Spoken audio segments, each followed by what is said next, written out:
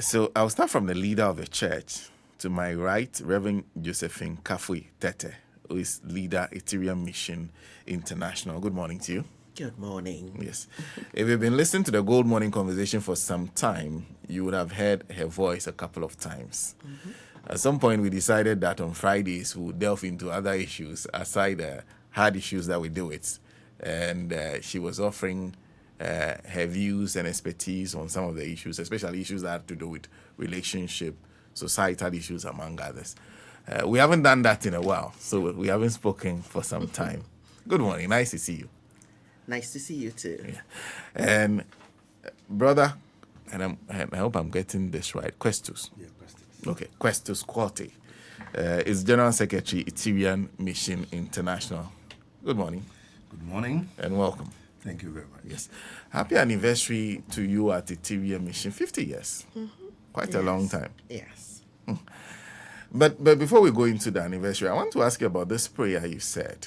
And Nancy tells me this prayer was recorded on the day when the thing happened. Yes. So exactly a week ago. Yeah. I'm wondering, you were in church that night. What was the mood like? What was the feeling like? It felt like we have noble people who have committed their lives to be of service to our nation and are ready every time when the order is given to go and be of service to Ghana. And they were on the move to go and render quality service for all of us are good. And to hear this tragic news, it's like, wow. But then at that same moment, there was a sense of, we are here to be of service to life. That is what all of life is about. Everything is to give of itself to life for life's goodness.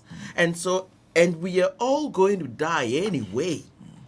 And so if on such a journey to be of service to serve all of us, and it happens, they should and must ascend to their Maker's bosom in glory and in power. It was sad to hear, but knowing that on the move on which they were going, it is divine. It is beautiful.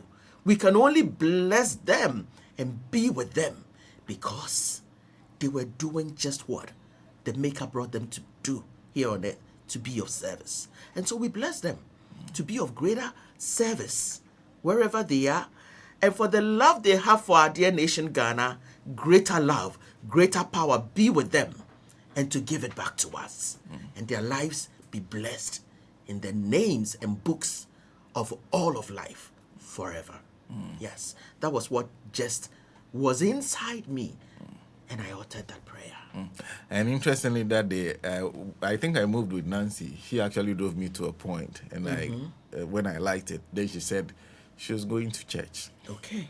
So I was wondering, somebody like that, because she was dejected. She knew one of the people quite well. Okay. So for most of you, I wonder how it was, because you had planned the service before the thing happened. Going through with this, many Ghanaians felt completely dejected by the news, the mood of the accident and everything. Was it difficult doing that night? It was the best way to remember them. We are all here to serve, like I said. And I was to serve that evening, to render service and to offer the service for the evening. And so I wouldn't say this has happened and I wouldn't give my service to life. So I still went ahead and gave service. But then we needed to honor, appreciate, and love and bless them. So we combined it all. The nation was in deep sorrow, but then we wouldn't want to sink with them and say, we are mourning, and so nothing else happens. That is why we had to stand and lift the nation up, hold everybody together, and be in greater good spirit to support and promote them and support all of us to continue our work here. Brother QUARTEY, I'm wondering for you, what were the reflections and are the reflections for you 1 week on? Good. Well, thank you very much. It is indeed a very day that we had to reflect on what really happened. And a week on, I would say that we commiserate with the families, with the president and members of government who have lost such great souls.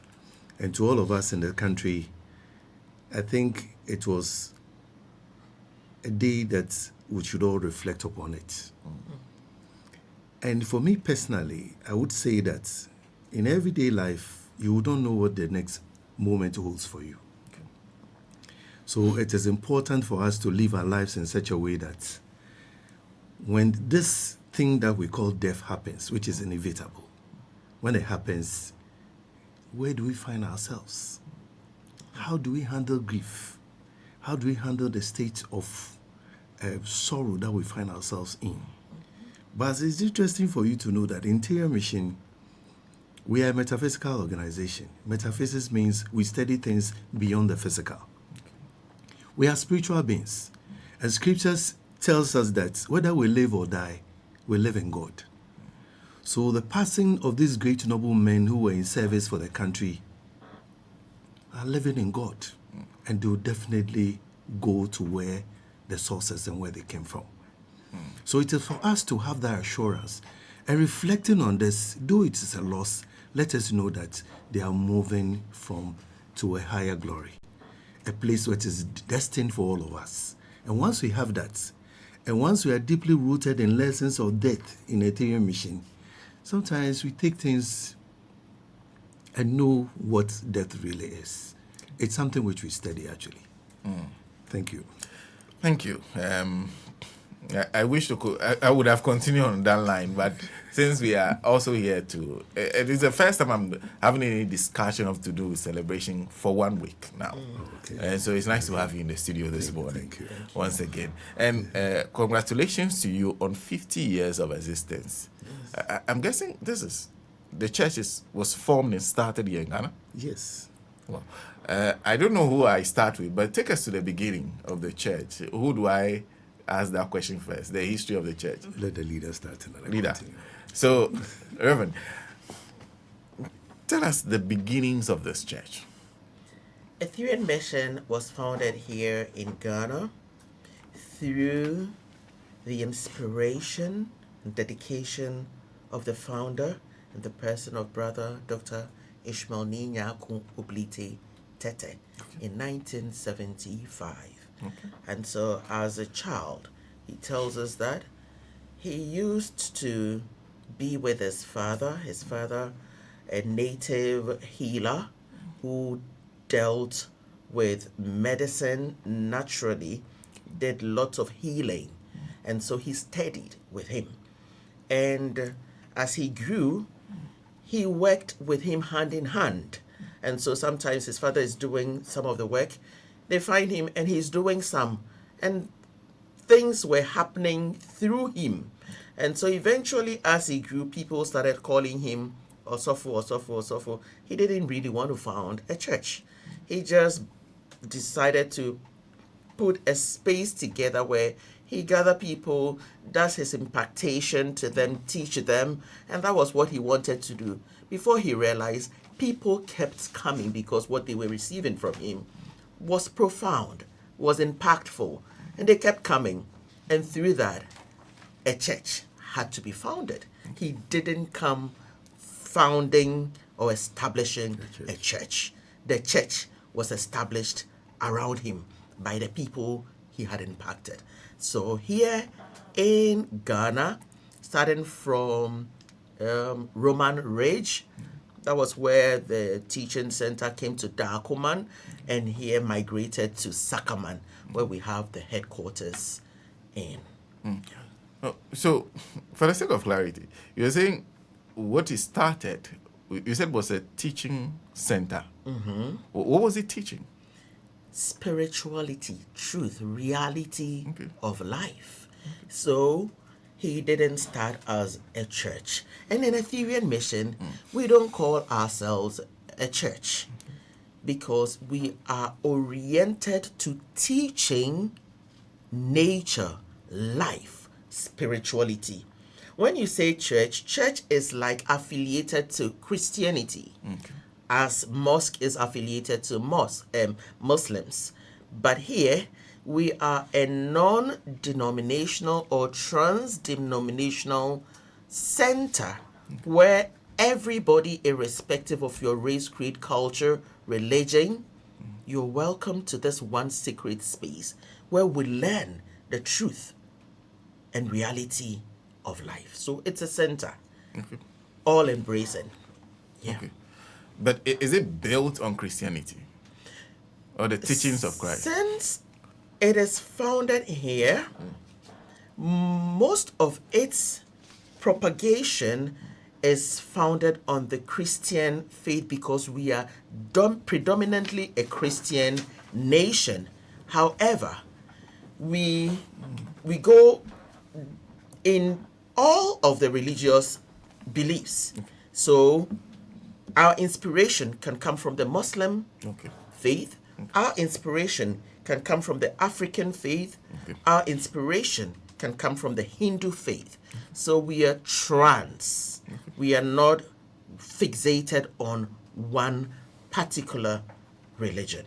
But because Ghana is predominantly a Christian nation, you find most of our teachings or references coming from the Christian background.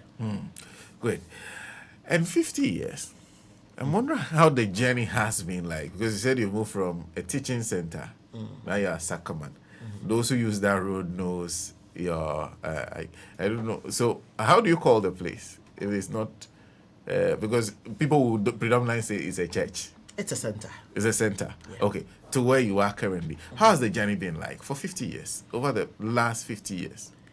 You know, this nation, or would I say African per se, we have bought into religiosity so much such that we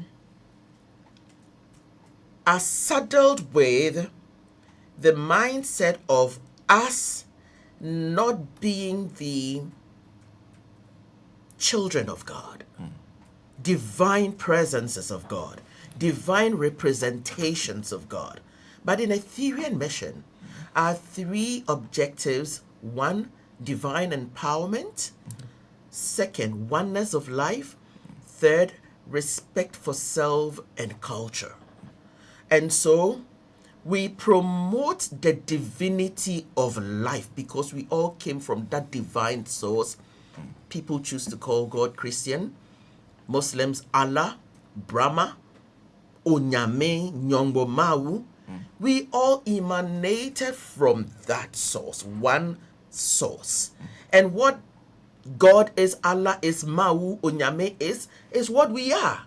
So we proclaim our divinity as against what religion is promoting for people to feel that they are not worthy of the divine natures and presence of God, and that need to confess and be accepted by the Father.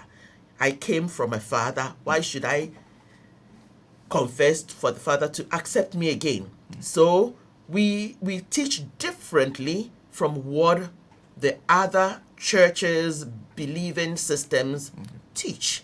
And so it's been challenging because majority of people are like, I must go to confess to be accepted. And we say, no, you are divine already. Rise to that potential of you. Rise to that state of you and align with nature, with your creator, and see how life fulfills itself through you. And so people come and expect that there's a devil that is haunting them and chasing and coming to somebody to save them. No, we don't believe in a devil in Etherean mission because the creator that created this universe didn't create a devil. So our teaching is quite different from what the masses teach. And so it's been challenging to make what the masses have learned all the years to accept this new way of looking at life, divinity of life, including all of humanity. If you just join us, we're talking about 50 years of the Etherean mission, 1975, Yes. when it all started. Brother QUARTEY, first, because general secretaries tend to be you are the administrative hand of the church.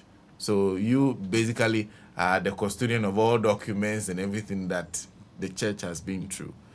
Tell us about the journey from Roman Ridge.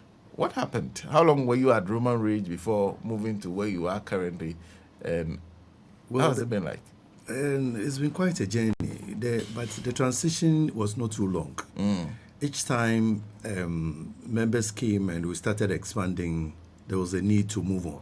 Okay. So the Roman Ridge was just about 5 years. Okay. And then moved on to Dakuma. And Dakuma was at a year between 5 to 8 years. Okay. Then finally we settled at our current location, which is Sakama. Okay. But just to look at the journey towards where we are now, it hasn't been easy proclaiming what we are doing currently. Yeah. I mean, one of our taglines, I might say, in marketing we talk about taglines, is that Ethereans, we are bold for the truth. Bold for the truth. Bold for the truth. Okay. It doesn't matter what you say, but we are bold for the truth. Okay. And we have been, I might say, some putting in inverted commas, persecuted for what we stood for and what our beliefs were. I mean, the African must be able to worship God in his own way. Okay. And the African doesn't need somebody's validation to worship God. Okay.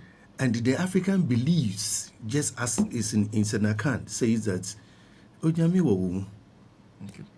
Onyame wo wo mu. God dwells within you. And so we call God Nyame dua, a tree that represents God. God constitutes our being. So it's been a journey, standing and proclaiming this. And then we also pioneered herbal medicine. Okay. Herbal medicine. At the time, we were giving medicine in pots. And people looked at us and said, why are you giving medicine in pots? The whole idea about the concept of the pots was also a problem. Look at how the way we think. Now, today, we prefer to have our soups in pots rather than what we have. Going back to going back to our roots. Going back to our roots. So, you see, sometimes we are colonized in thinking. And religion is also colonizing us to think along a certain line. And we stood boldly and said, no, this is not it. But we must worship God in our own way.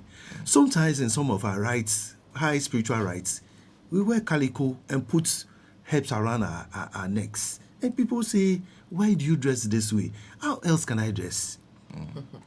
If I'm an African, how else can I dress? And does God even look at the way I dress to really come to God, or to really talk to God, or to really commune with God? It doesn't really matter. So this is what we have been propagating all these years. Remember a time when everybody goes to church, you must dress in suits, wear tie. That is where God will hear and speak very well, very good English. What language does God speak? So we've been saying this for many years, and that is what we have been propagating all these years. It's been quite a journey there. And the leader was talking about the same thing. The challenge of getting people to accept this way of doing things without people. And you said that's been difficult. Yeah, it has been difficult because the point is, if you look at the mass are following a particular line of thinking and a particular line of dispensation. So what the masses believe in, and it's very easy for you to convince people and tell them that my way is the right way. And while the masses see that numbers, scriptures say the narrow road and the broad and the narrow road. But people follow, when they see the masses following a particular route, they think that that is the right path. So the point is, we've been not too much making noise. But the point is, truth would always seek the person who is seeking for it. And Scripture says, or one saying says that when the student is ready, the master appears. When the student Is ready, the master appears. Okay. And the master can appear in any form. It can be a book. It can lead you to the place where you would evolve and to learn more about what your God essence is. So that has been a journey. And it's been quite, I must say, it's been good. I see. Great. Because I recall vividly that Brother Ishmael used to do at the point when it was popular to do radio, TV broadcasts. Yeah. He used to do all that. Exactly. Nowadays, I don't see him much. What has happened to that? So we on Crystal TV regularly. Okay. And he founded the church. Okay. However, he's trained ministers. Okay. And that is how come you see us here today and not him. Yeah. So for posterity's sake, he's not the one walking through the various media houses Nowadays, to do the speaking engagement. Okay. Some of his disciples and ministers are the ones who are doing that. However, he is on social media, he is on the website, and he's still promoting the knowledge system to reach out to the world. He's now on the international platform. Great. Yeah. But I also want to find out, is that Sacramento branch the only one you have? No. Okay. So we have Takoradi, Okay. we have Kumasi, and United Kingdom. We also have Malawi, and then United States of America. Oh, you're growing internationally. I've been international. Those are for our many years. social wings. So in US, we have a social wing called Conscious Humanity. Okay. That is not a church, but it's an NGO through which we promote the teachings of Etherean mission to the international platform. United Kingdom, we have a center there where our ministers are also promoting the same teaching. But here in Ghana is the headquarters. The headquarters is here in Ghana. Yeah. That's fantastic to know. Anyway, but now let's talk about the anniversary you are celebrating.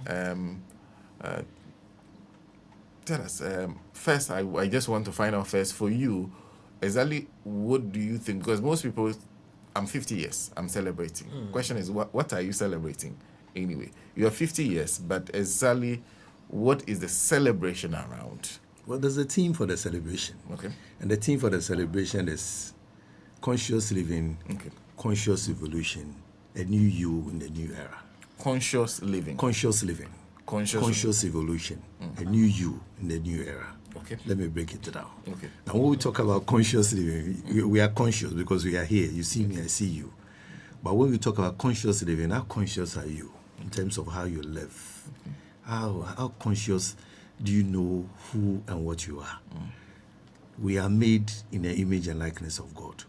We are constituted of flesh, spirit, physical body, and a spiritual body. Okay. The physical body constitutes of a mind, emotions, and senses. To what extent are you in control of your mental faculties? Okay. To what extent are you in control of your emotions? In what control are you to what extent are you in control of your senses? Are you sense-driven or you control your senses? To the extent that you are able to control these members of your body, you are consciously living. Okay. And you live and relate in the environment in which you are. But of course, if you are a spiritual being, of course, you're also a social being. And you relate with people. How do you relate? And then we are talking about conscious evolution. We are here to grow, to evolve, to be more. So how are you growing? How do you assess yourself daily? Paul says, I die daily that Christ will be made revealed in me. So to what extent? How are you growing? How are you evolving? Once you can assess, we celebrate our birthdays every year. But the question we need to ask ourselves, am I growing? Okay. You may be growing physically, but are you growing in the way you think? Are you growing emotionally? Are you that tolerant that you'll be able to? So we assess in this, we are assessing how we are growing. So conscious evolution. Okay. So Once you are conscious about the way you live, and you are conscious that you are evolving, then a new you would emerge. And that new you must come into this new era, where you boldly claim who and what you are. You are a begotten child of God. Mm-hmm. You are not a mistaken handiwork of God. You are here to make a difference. You are here to make an impact. What image of God are you here to express?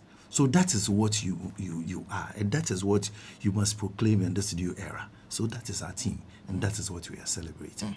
And so far, leader, what have you done as part of the celebration? And I don't know, the last time Nancy was invited me to some the local cuisine day. Culture day. Cultural day. And she was telling me later that they served ayekple.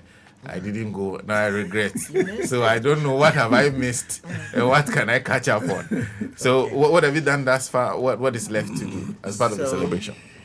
This has been a year-long program starting from January all the way. So this anniversary was launched in January. In the month of February, we did relationship. So we taught, it was a whole month, different aspects of relationship. In March was our independence, so we promoted how we can propagate what would build us as a nation, right from the center. And then April and May, we did interfaith, where we invited April, May, June, where we invited people, ministers, teachers from all walks of religion to come mount our podium, teach us the essence of their religion. So the Muslim, Hindu, African, Rastafarian, think of it. All of them mounted the podium and taught us the essence of their religion, and we learned a lot. It's something we know, but we want the world to also be all embrace it, because that promotes our second objective, which is oneness of life. So we brought that in, and in this month, August being the climax, we started on the 2nd with a float, where we promoting, we sharing, and announcing ourselves to our community. So we had a walk through Sakaman, Dansoman, and the environs, sharing our flyers. On the 3rd was story time, going all the way back memory lane, where it all began, like you asked. So come see the founder, Brother Ishmael, the way he used to look, dressed and all that. Come see people dressed in 1975 looks and all that, and telling the history, the structure, the teaching, everything that started Etherean mission. We went all the way back, and we brought that memory back. It was revealing and informative. And truth is, we're still standing on the same principles 50 years down the line. And last Sunday, just this last Sunday, was a cultural day where we had the School of Performing Arts from Legon to come and share with us the history of our Ghanaian culture, some practices, reasons why some things are done. Very educative and informative. We have the royals, the Nime, the Name, all come in their great regalia, sharing wisdom with us. After that was the celebration of our African cuisines. It was a day of color. Oh God, I want you to really know that you miss it, so that the upcoming events, you wouldn't want to miss any of them. Okay, so it was a colorful day, beautiful. You could see how we celebrate ourselves as African, a beautiful thing that people don't want to affiliate with. There in the temple, our African way of prayer, pouring of libation, you could feel that we are speaking to spirits. That is what we are as Africans. It was also done right in the temple over there. And so come today is Wednesday the 13th, we're having crystal healing service this evening from 6 to 8:30 p.m. crystal healing service where we're going to have little children lay their hands, generate energy, lay their hands on you, and heal you. Anything, name it. Children are going to heal you. Be as innocent as little babes. God can use anybody, and through them you'll be healed. Come Sunday is the climax of the anniversary and a power day. We have a spiritual giant from the United States of America, Reverend Dr. Michael Bernard Beckwith of Agape International, here with us. He's going to feature on Sunday. Today, we have Reverend Dr. Samuel Sasu of Center for Spiritual Awareness ministering with us tonight. And so, on Sunday, we're going to go, but it's the Remembrance Day. We're going to remember. You'll be ministering tonight too. Say it, add it. Good. And I'll be ministering tonight as well. Okay. So on Sunday, we're going to remember who we are, where we have come from, all the way to our source, God. It's a very spiritual day. And so we're inviting you. Be there and let's see where it all began and how powerful this whole thing is going to be. And I wonder what the lessons are for you, because I'm sure whilst you're celebrating or reflecting on the journey thus far, convincing the African to be African. Because essentially I hear that is what you're trying to do. Exactly. To be the African to be African first. That you realize that a lot of the time we're running away from who we are. We're running towards other people's way of lives, their religion and everything, and we think that that is where we will find comfort. How has the journey been like, convincing the African to go back to your roots? How has it been like? Like we've been sharing, if people get used to something, it's difficult to reorient them. They must be willing. But we're still standing our truth that respect self and culture. A person without identity is lost. And so we are Africans. It wasn't wrong for God to create a category of people as Africans, place them in a particular part of the world, name the African continent. There is a reason. The resources endowed here are different from the resources endowed in the Western, the Asian parts of the continent. And so we need to respect this self of ours because it is God. Adore it and be able to promote whatever it is that we have. If some practices were not really performed in the exact right way, if you don't give it attention, how do you even evolve it? We've shunned it entirely and looking at other people's own. So we are still standing that our African concept, culture, everything, the way we see life, the African knows all of life. Nature is God. And so we're still standing tall, teaching that respect. Oji abagbojing. The Ga proverb, come and respect life. Life is God. So you think you're praying to the God up there and then you destroy nature, life around you. That is contrary to what you're thinking you're doing up there. So respect all of life. Then it means that you respect God. And we're still standing by that. It will take time. Our various festivals, let's say Homo, for instance, we celebrate Homo. Most people, I think today, in today's era, people are coming up and appreciating these things. But in the past, we've stood by this. Most Christians would not go to their homes when Homo is being celebrated. What is Homo? Last Sunday, we had great knowledge from School of Performing Arts on this, on our tradition, our festivals. Hooting at hunger. Is it profound? We would want bumper harvest, progress, bountifulness. And we have a festival that has spiritual approach to hoot at hunger. And when you hold that hunger, you don't want it. Your focus is on the bumper harvest, abundance. So we're still standing by it. And today, we're happy that most churches are even celebrating the festivals, our African festivals. In the past, like my GS said, you come, you see us dressed in calico with nyanyura, and we were branded evil, fetish, and all that. We didn't mind because we knew what we were doing.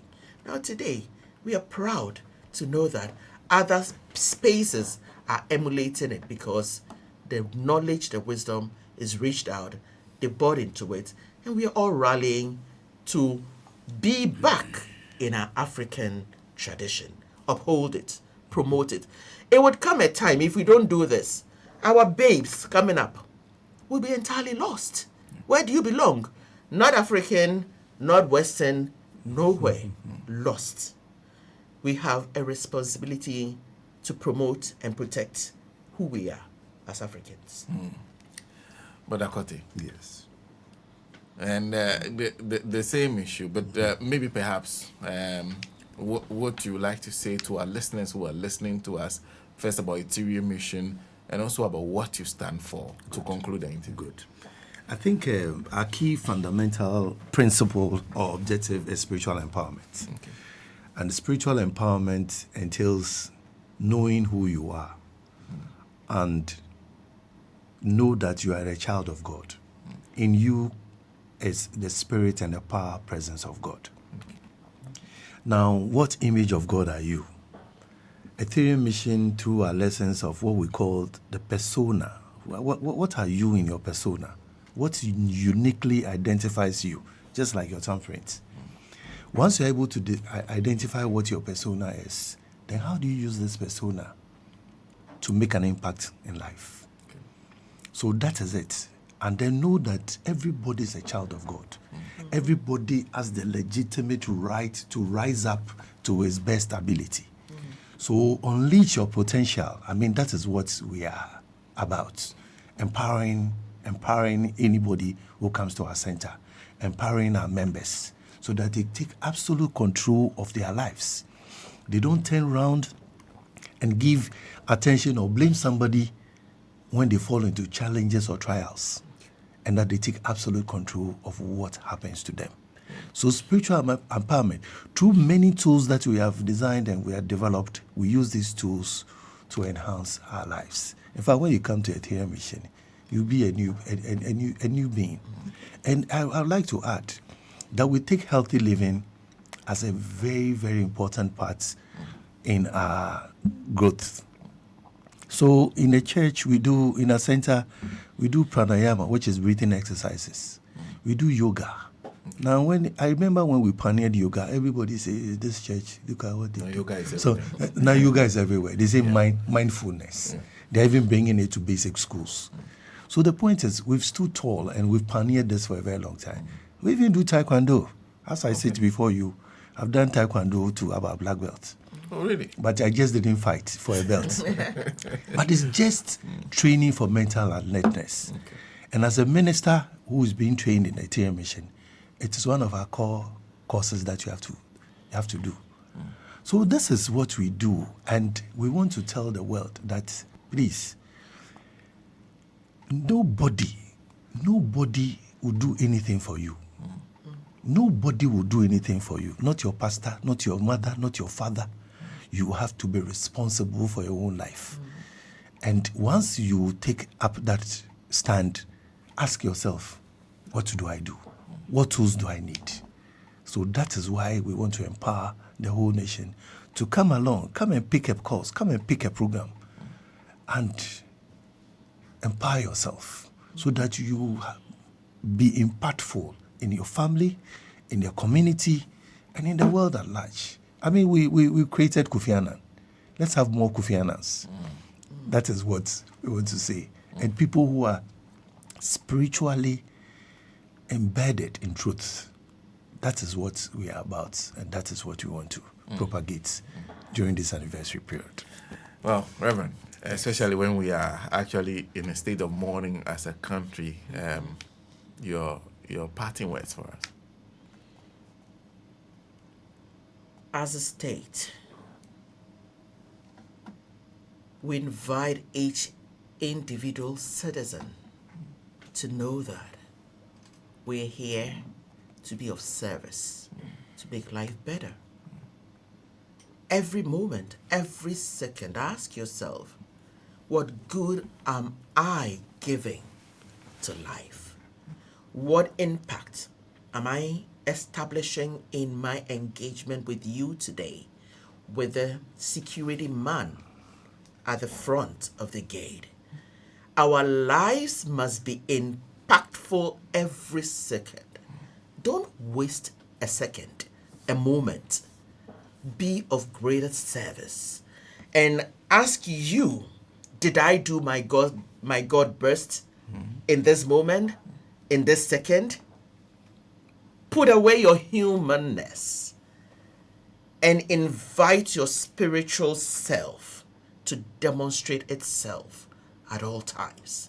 And when death comes for you today, if death comes for me today, if it is the perfect will of God, I'm surrendered, because every second I give of my God best. I don't wait for tomorrow. It is done today. And when it comes, I surrender into thy loving embrace. Like the Master Yeshua said, into thy hands I commend my spirit. I wouldn't wait and ask for tomorrow, the next day, a year more, because I'm impacting every day. Nations, let us come together. Citizen, let us come together and be impactful to our dear nation, Ghana. Be a proud citizen of Ghana and of the world. Thank you. Thank you. Thank you very much. It's nice to see you for the first time, Reverend Josephine TETTEH. And of course, brother, and your name is new to me, so I feel like when I'm going to pronounce it, I feel like I want to apologize to you first. It's okay. Brother QUESTUS, QUARTEY. QUARTEY. Nice to see you both of you. Thank you. Thank you. You're welcome. It was a pleasure having us. Happy anniversary to you. Thank you. Wish you all the best, and it was nice to listen to you. I think one of the things that is a difficulty with Ghana nowadays is the contradiction that we've become. Yes. Where we are learning certain things, especially in the church, in the mosque, and not doing exactly the opposite. It just doesn't add up. Yes. Yeah. But I hope we all get to learn. Being African will help us, but we are all running away from it. Exactly. Anyway, thank you. Thank you very much. And I pray the journey ahead is much more smoother. And get to convince Amen. more Africans to be Africans. Amen. That's important. Thank you. Amen. Thank you. Amen. Peace. Well, Etherean Mission celebrating 50 years of existence. 1975, they started this journey, and so far, they are excited with the gains they have made. And